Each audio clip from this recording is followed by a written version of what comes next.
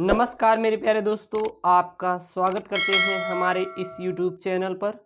और आज से हम आपको शुरू करने वाले हैं इतिहास के बारे में। जी हाँ, ये वो आपके वनडे एग्ज़ाम, जितने भी वनडे एग्ज़ाम होते हैं यूपीएससी जैसी एग्ज़ाम को छोड़कर, आपको जितनी, हालांकि यूपीएससी में थोड़ा सा कवर करेगी, लेकिन बाकी जितने भी आपके एग्ज़ाम होंगे उन सभी एग्ज़ाम के पॉइंट ऑफ व्यू से बहुत ही मोस्ट इम्पॉर्टेंट ये हमारा नोट्स है।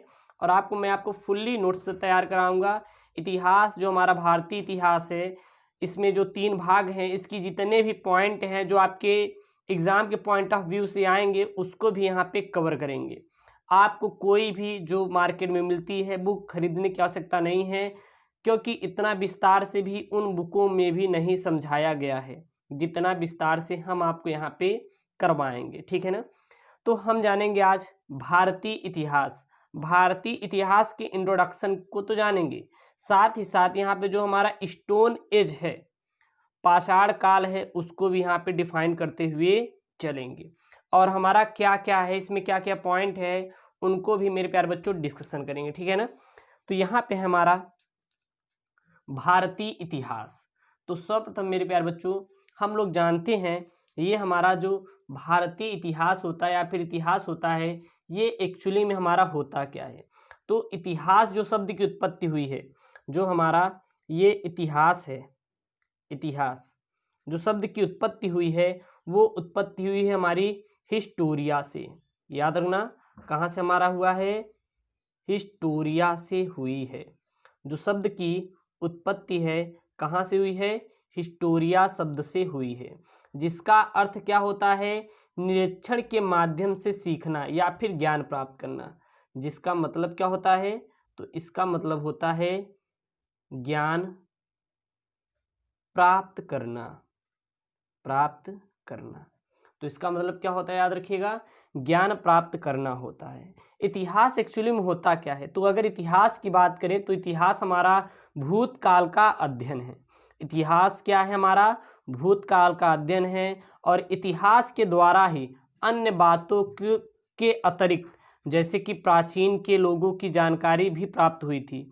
और इतिहास की बात करें तो उन घटनाओं से मिलकर बना होता है जो कि पिछले समय में घटित हुई हैं। ठीक ना? और उन घटित हुई घटनाओं को हम लोग अब जाके अध्ययन कर रहे हैं। तो आप कह सकते हैं कि वर्तमान समय को समझने के लिए, जो वर्तमान में स्थिति चल रही है, इसको समझने के लिए आपको भूतकाल का ज्ञान होना आवश्यक है। और यही जो नॉलेज होता है, इसी को हम लोग क्या कहते हैं? इतिहास कहते हैं। तो इतिहास क्या है हमारा? इतिहास हमारा उन घटनाओं से मिलकर बना होता है जो हमारा पिछले समय में घटित हुई हैं। ठीक है? और इतिहास की हमारी उत्पत्ति, और हमारा अगर बात करें इतिहास, तो इस इतिहास जो शब्द की उत्पत्ति हुई है, यह हमारी हिस्टोरिया से हुई है। ठीक ना? और हिस्टोरिया का मतलब क्या होता है? ज्ञान प्राप्त करना। अगर इतना समझ में आ गया है तो इतना आप नोट कर लीजिए। चलिए हम आगे जानेंगे। अब जानेंगे हम लोग भारतीय इतिहास के बारे में। इतना हो गया हमारा। और अब हम जानेंगे भारतीय इतिहास के प्रकार। तो भारतीय इतिहास जो होती है, 3 प्रकार से बांटी गई है। पहली तो होती है एशियंट इंडियन हिस्ट्री। ठीक है ना? यानी कि प्राचीन भारत। दूसरी क्या होती है? मध्यकालीन भारत। और तीसरी हमारी क्या होती है? आधुनिक भारत। ठीक ना? तो हम लोग यहाँ पे जो स्टार्ट करेंगे वो करेंगे हम लोग प्राचीन भारत के बारे में। ये हमारी प्राचीन भारत होती क्या है? ठीक है ना? इसको जानेंगे। अगर मेरे प्यारे बच्चों प्राचीन भारत की बात करें तो प्राचीन भारत, जो प्राचीन भारतीय इतिहास भी इसे ही कहते हैं, तो प्राचीन भारतीय इतिहास को 3 भागों में बांटा गया है। पहला बांटा गया है प्रागैतिहासिक काल, प्री हिस्टोरिक पीरियड। ठीक है ना? प्रागैतिहासिक काल। दूसरा हमारा क्या है? आद्य ऐतिहासिक काल। और तीसरा क्या हमारा? ऐतिहासिक काल। तो प्राचीन भारत को, प्राचीन भारतीय इतिहास को 3 भागों में बांटा गया है। प्रागैतिहासिक काल, आद्य ऐतिहासिक काल और ऐतिहासिक काल। तो भारतीय इतिहास को कितने प्राचीन भारतीय इतिहास को 3 भागों में बांटा गया है। ठीक है ना? इतना याद हो गया। अब याद रखिएगा यहाँ पे कॉन्सेप्ट जो प्रागैतिहासिक। अब हम लोग सर्वप्रथम प्रागैतिहासिक के बारे में जानेंगे। तो प्रागैतिहासिक हमारे काल को 2 भागों में बांटा गया था। पहला तो पाषाण काल था और दूसरा हमारा क्या था, हमारा वो था हमारा ताम्र युग, जिसको कहते हैं स्टोन एज, और हमारा कॉपर एज। यानी हम कह सकते हैं कि जो तांबा की खोज की गई थी, कॉपर की खोज की गई थी, ये कई वर्षों हमारे ईसा वर्ष पूर्व ही कर लिया गया था। अभी हम ये भी बताएंगे ईस्वी और ईसा वर्ष पूर्व में अंतर क्या होता है, इन दोनों को डिस्कशन करेंगे। अगर पाषाण काल की बात करें तो यह हमारा प्रारंभिक समय में जो हमारे मानव थे वो सभी प्रकार के काम पत्थरों से करते थे। तो पाषाण युग में कहीं ना कहीं हम लोग पत्थरों के बारे में ही डिस्कशन करेंगे, उनका उपयोग क्या क्या होते हैं, इन सभी के यहाँ पे हम लोग जोड़ेंगे। वहीं पे अगर हम लोग पाषाण काल की बात करें तो पाषाण काल को मेरे प्यारे बच्चों 3 भागों में बांटा गया है। पूरा पाषाण काल, मध्य पाषाण काल और नव पाषाण काल। ठीक है ना।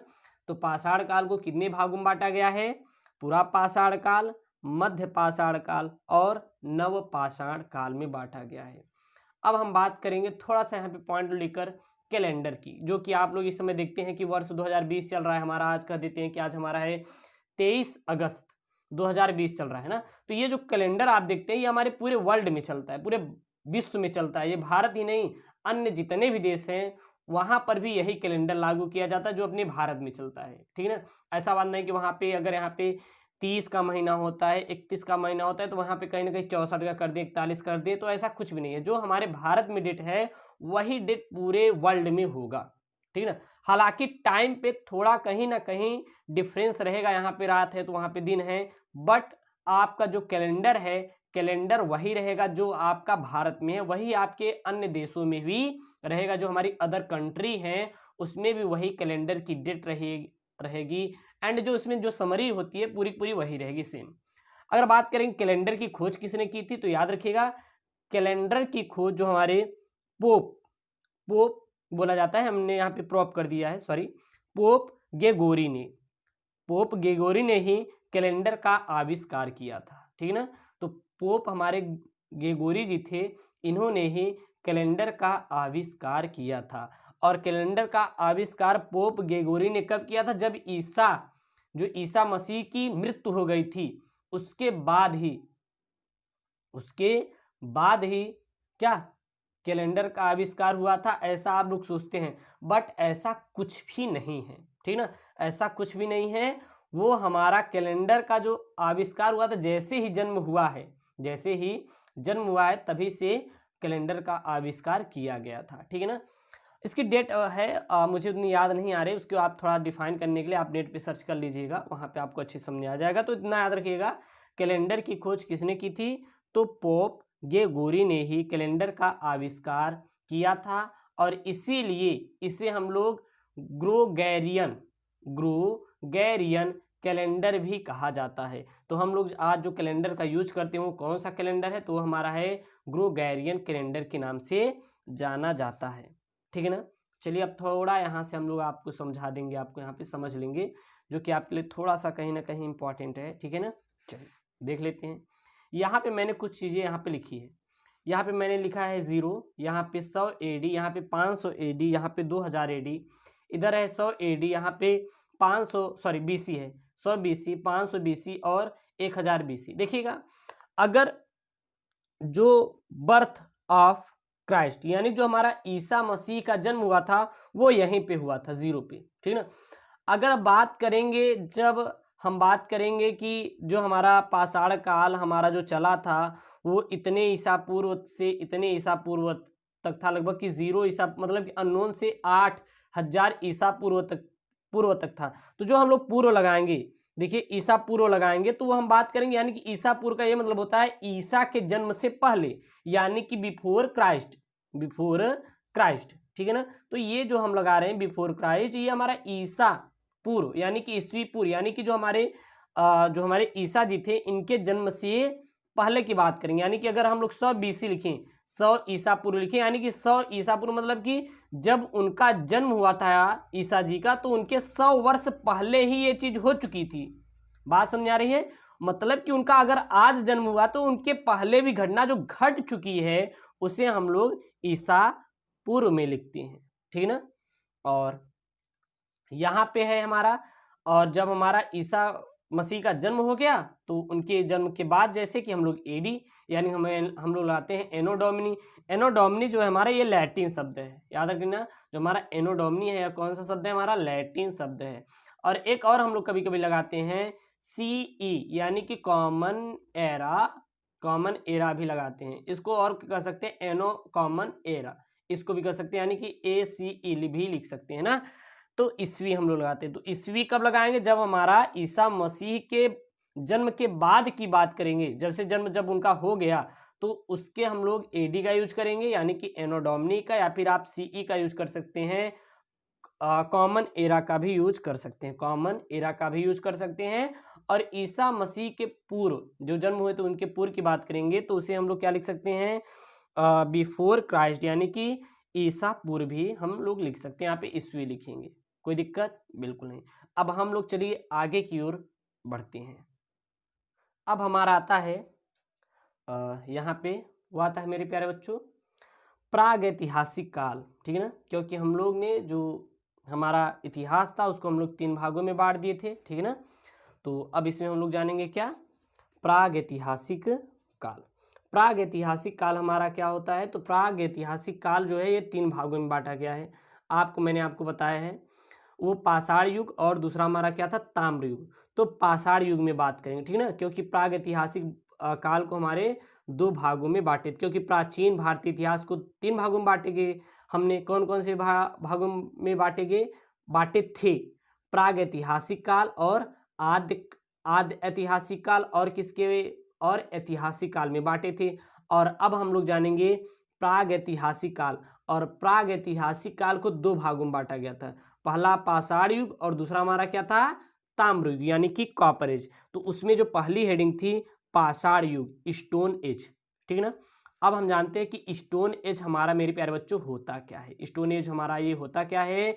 तो अगर स्टोन एज की बात करें तो जो हमारा पाषाण युग को 3 भागों में बांटा गया है, पूरा पाषाण काल, मध्य पाषाण काल और हमारा क्या, नव पाषाण काल। तो पाषाण युग को, पाषाण काल को, स्टोन एज को 3 प्रकार से बांटा गया है, याद रखिए कौन कौन से, पूरा पाषाण काल, मध्य पाषाण काल और हमारा क्या है, नव पाषाण काल। तो हम लोग जानेंगे पूरा पाषाण काल, ठीक ना। पूरा पाषाण काल कब से कब तक था, तो ये हमारा अननोन था, इसके पहले नहीं पता था, लेकिन अननोन से लेकर यानी कि कोई निश्चित नहीं था, ये लगभग कि 8000 ईसा पूर्व यानी कि जो हमारे ईसा मसीह के जन्म से पहले तक था, कितने, 8000 वर्ष पहले तक था, यानी कि जब उनका जन्म हुआ था तो उसके लगभग 8000 वर्ष पहले तक जो हमारा चलता था वो हमारा क्या चलता था, पूरा पाषाण काल, ठीक ना।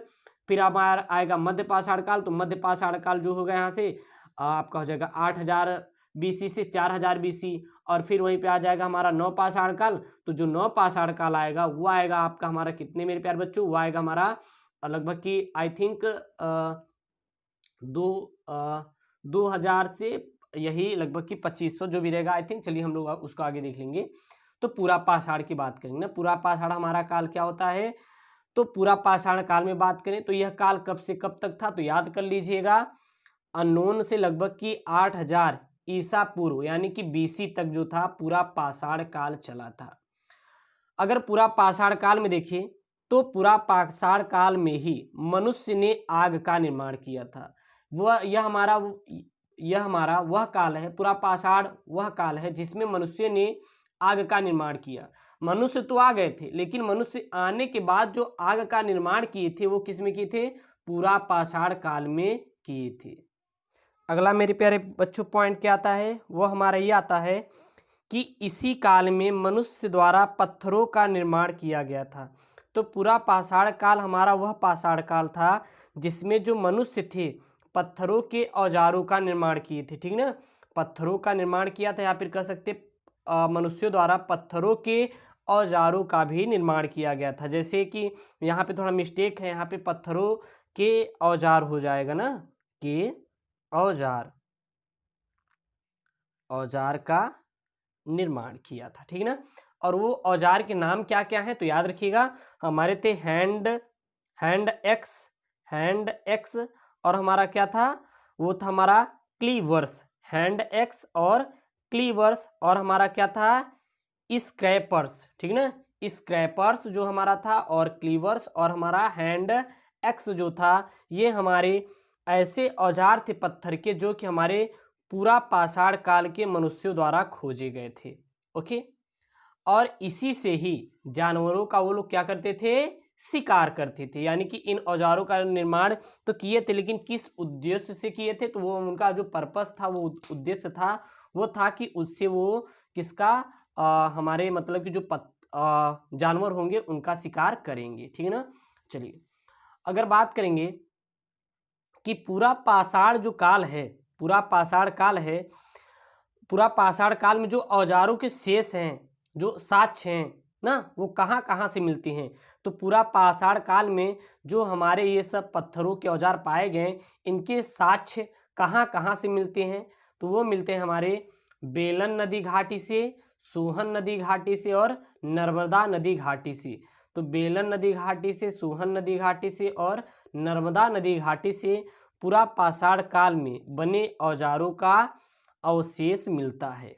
ओके, और इसी काल में अगर बात करेंगे, पूरा पाषाण काल में ही मेरे प्यारे बच्चों, इसी पाषाण काल में ही जो मनुष्य थे, ये एक शिकारी हुआ करते थे। ये बहुत ही जानवरों का शिकार करते थे और उनका शिकार करके कह सकते हैं खाने में यूज करती थी। और हम बात करेंगे तो मध्य प्रदेश के भोपाल के समीप भीम बेरका से इनके गुफा चित्रकारी प्राप्त हुए हैं। इनके जो गुफा चित्रकारी कहाँ से प्राप्त हुए हैं, तो वो हुए हमारे मध्य प्रदेश के भोपाल के समीप भीम बेरका। दे दिया जाता है आपके एग्जाम में कि पूरा पाषाण काल के जो गुफा चित्रकारी प्राप्त हुए हैं, वो किस स्थान से प्राप्त हुए हैं, तो वो प्राप्त हुए हैं मध्य प्रदेश के भोपाल के समीप भीम बेरका नामक स्थान से इनके गुफा चित्रकारी हमारे प्राप्त हुए हैं। ठीक है ना। अगला मेरे प्यारे बच्चों आता है मध्य पाषाण काल। ठीक ना, मेसोलिथिक पीरियड। ये हमारा मध्य पाषाण काल क्या होता है, तो मध्य जो पाषाण काल होता है वो मेरे प्यारे बच्चों चला था 8000 बीसी से लगभग कि 4000 बीसी तक। 8000 बीसी से 4000 बीसी तक मध्य पाषाण काल चला था। यानी कि 8000 ईसा पूर्व से लेके 4000 ईसा पूर्व तक हमारा मध्य पाषाण काल था।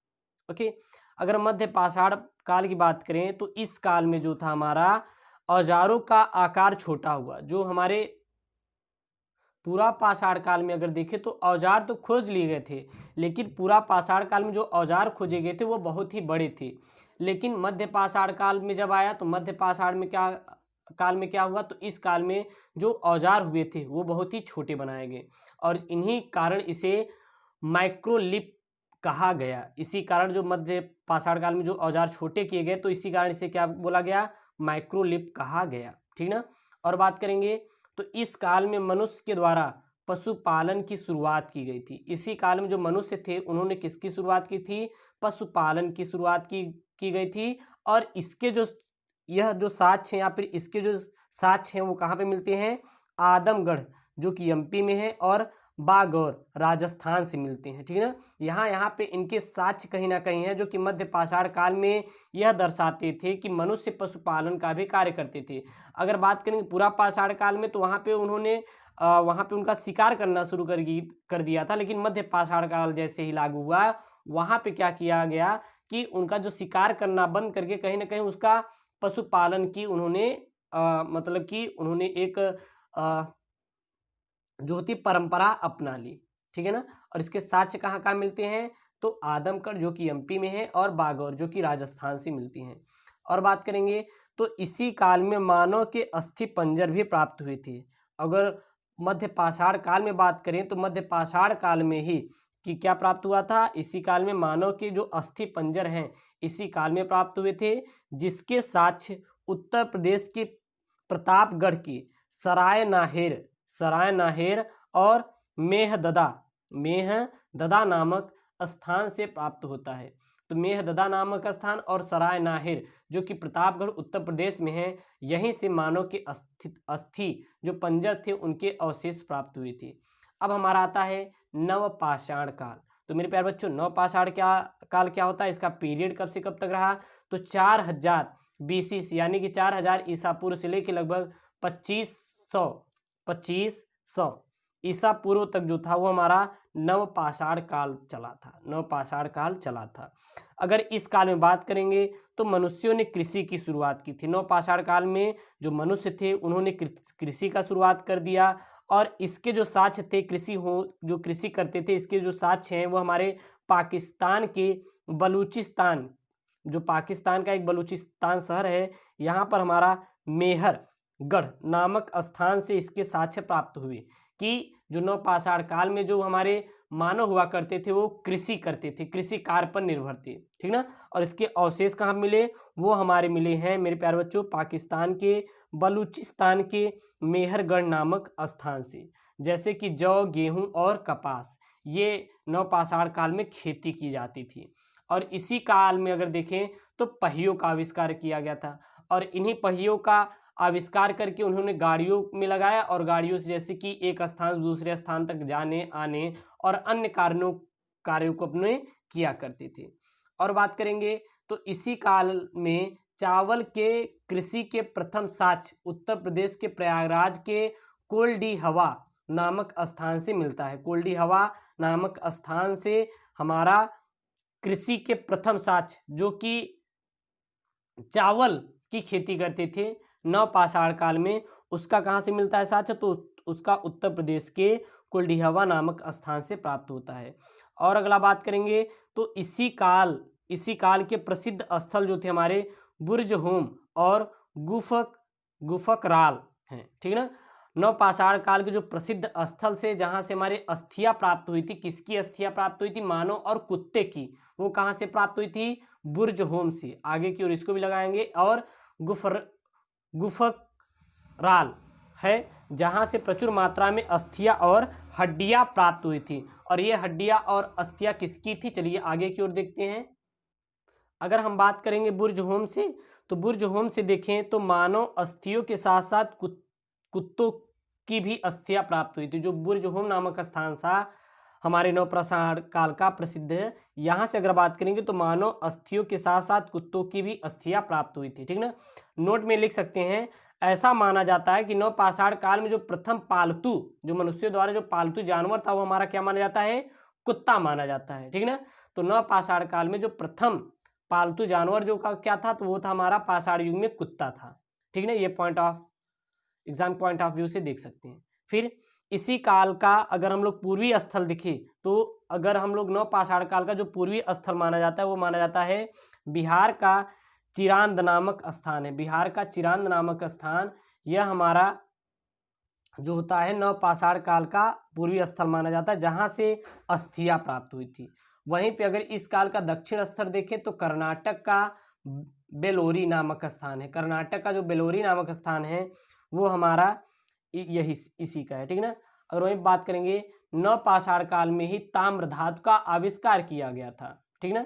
नवपाषाण काल में किसका आविष्कार किया गया था, ताम्र धातु का आविष्कार किया था। अब इसके ही बाद हम लोग जानेंगे ताम्र धातु युग क्या होता है ना। ताम्र अभी काल मैंने बताया था कॉपर एज, उसके बारे में बात करेंगे, क्योंकि पाषाण जो हमारे ये प्राग ऐतिहासिक काल था, दो भागों में बांटा गया था, पाषाण काल और हमारा ताम्र काल। तो हमने पाषाण काल को तो देख लिया, स्टोन एज को, अब हम लोग इसके बाद जानेंगे ताम्र एज को ही जानेंगे। और ये कब किया गया था, तो लगभग अप्रॉक्स में देखिए तो लगभग 3000 BC, लगभग की 3000 ईसा पूर्व ही इसका आविष्कार हुआ था। और नवपाषाण काल में मनुष्यों द्वारा लिपियों का आविष्कार किया गया था, क्योंकि आपके एग्जाम में आ जाता है कि लिपियों का आविष्कार कब किया गया था। तो लिपियों का जो आविष्कार किया गया था वो किया गया था हमारा नवपाषाण काल में ही मनुष्यों द्वारा लिपियों का आविष्कार किया गया था। लगभग की अगर हम लोग अप्रॉक्स में देखें तो लगभग 2500 ईसा पूर्व यानी कि BC तक हुआ था। तो मेरे प्यारे बच्चों इसका पूरा नोट कर लीजिए। आपका पूरे हिस्ट्री शुरुआत से लेके चल रहे हैं।